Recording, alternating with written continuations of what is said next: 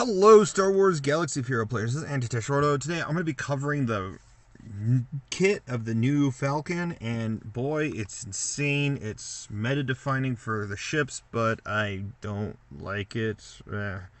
And I will say the Game Changers have some kits out and stuff like, or not kits, testing it out on their returned test accounts, and they're noticing this thing does definitely take down bounty hunters and Empire really well.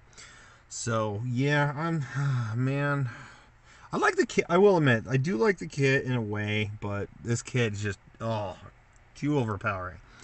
But let's get into it. So it's a light side, obviously. Han's Millennium Falcon. It's a rebel, scoundrel, attacker, and cargo ship.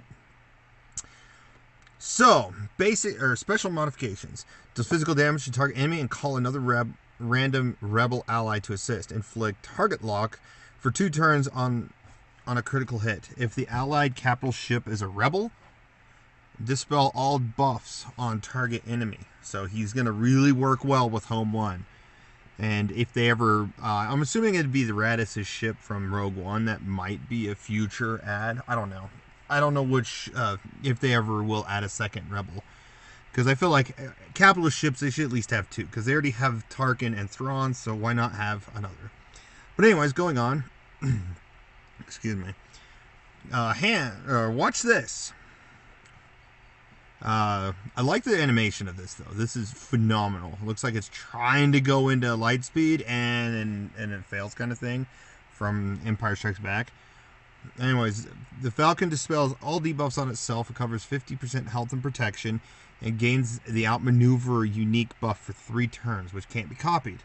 Additionally, it gains 35% turn meter on each rebel ally and Empire enemy.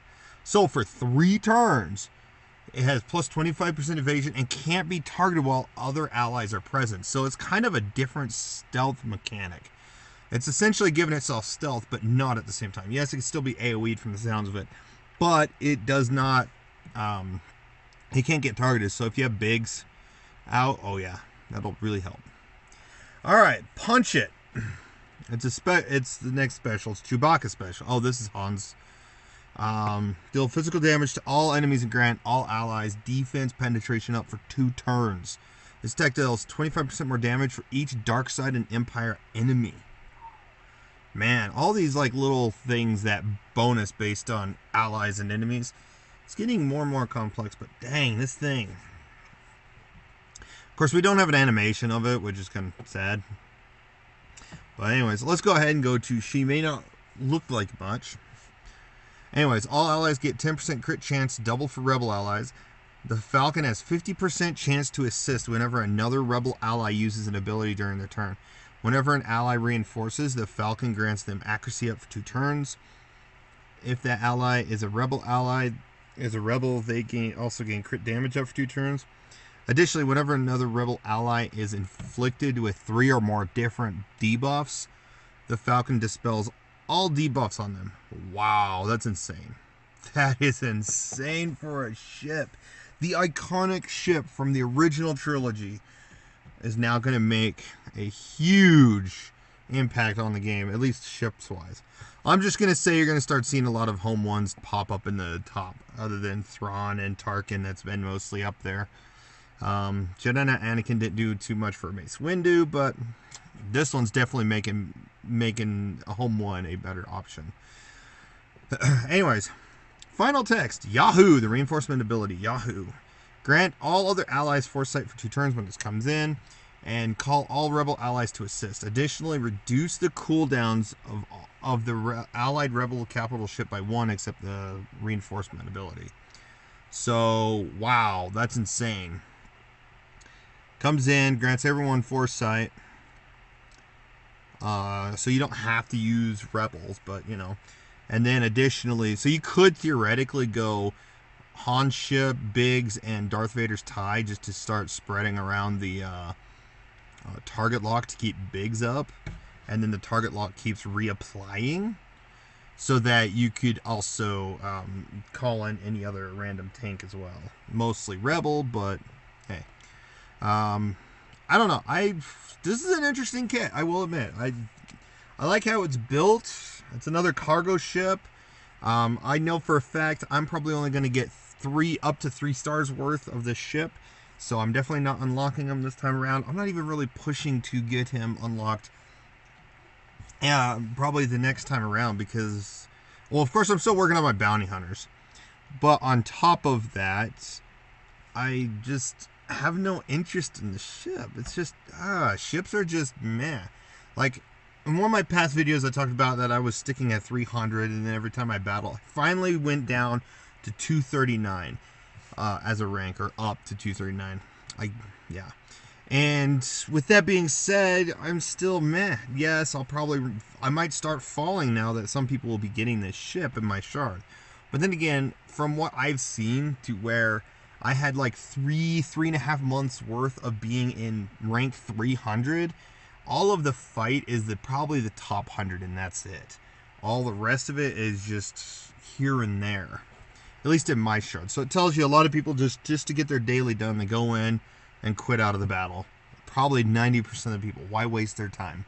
Literally, why waste your time if you just go in, get it, and you just get the rewards for it?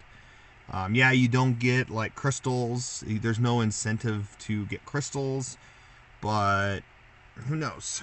Now, if they did a top 200 or top 250, where you can unlock a specific ship for a specific character or something, like maybe Ventress's ship, for example, there you go. That would probably inspire some people to at least try to get up there. Try different strategies to get up there, as well as gear up certain characters for the ships. But other than that, this is the Falcon. This is the Falcon. This is the ship we got. Will we still get any other ships in the future? I hope we get a couple of marquees this weekend for like Dengar's ship. Maybe even getting Forlom Zuckuss and his ship. That would give us a couple more ships to play around with in the near future. So, but other than that, thanks for watching. Let me know what you guys think in the comments below about this ship. Do you like it? Do you hate it? Because I will say, I have a friend that definitely hates it because it destroys Bosk's ship. And Bosk's ship was one of the dominant ships in the game, and he just barely 7-starred it. Now a lot of people are going to just start stomping over it. And I'm like, yeah, I agree.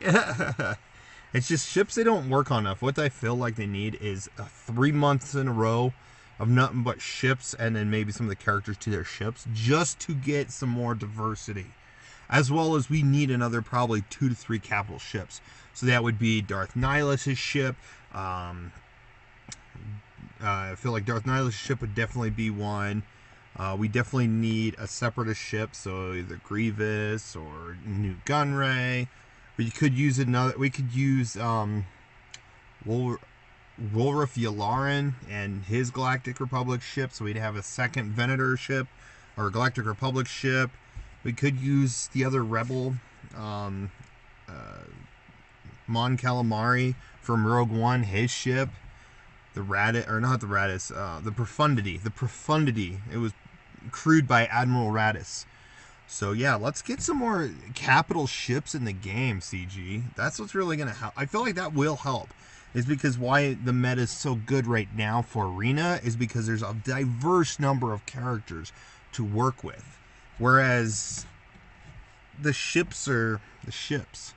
I feel like, I will admit, I feel like health and protection on ships should be based on their star rating and their level of abilities maxed out, whereas what the characters give is some of the other stuff like speed and stuff like that, just so that so some of us can actually do decent in ships, because sometimes we don't have we're working on arena meta, not ship meta. If we have to work on ship meta, we have to sometimes get, like, say for example, TIE Fighter Pilot, Bosk maxed out, Gear 12 Plus, Boba Fett maxed out. And Boba Fett and Bosk and TIE Fighter Pilot aren't really used in the arena right now. So it's tricky. I will admit, it is tricky to try to find that. So, but other than that, thanks for watching. Again, appreciate it. Appreciate all those that watch the videos I make, and you guys have a wonderful day.